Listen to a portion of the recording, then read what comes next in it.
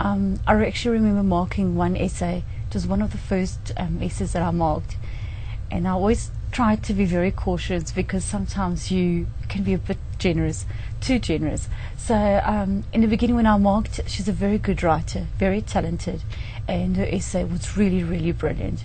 And I became so overwhelmed with emotion that I gave her full marks. Fantastic. And then afterwards I decided, no, I think I'm being a bit too generous. So I went back, I lowered the mark a little bit, but it's an outstanding essay.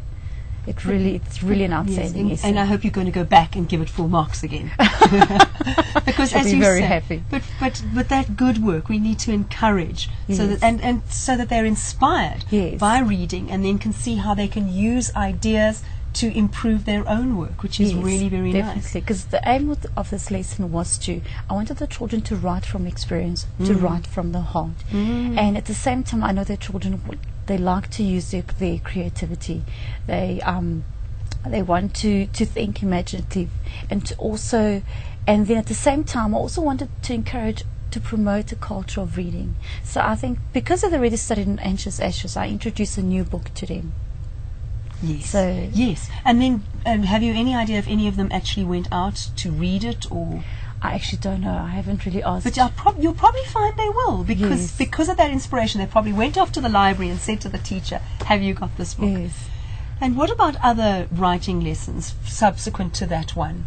What sort of ideas have come out from that? Has there been a continuation, or have you turned and tried something completely different?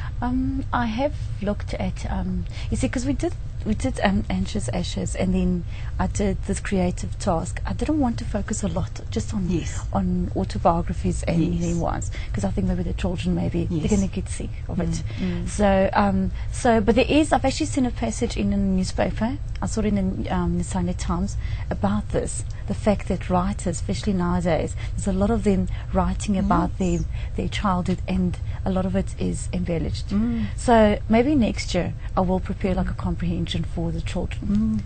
And I think it was a very good lesson, because I mean, when I listen to everybody else's essays, like they really go into detail and make you feel how they felt it, while they were going through the situations. I think it's good. By being able to exaggerate it a bit, and you feel like more free to explore, how would you feel to do that? What emotions you'd be feeling? You actually want people to read it and get involved in what you were doing.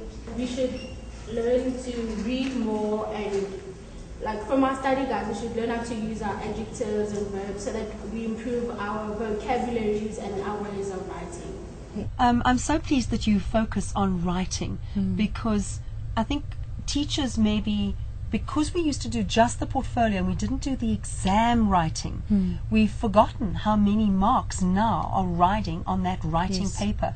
Or if you take the writing paper plus the literature essay, we're looking at 125 marks in FET phase.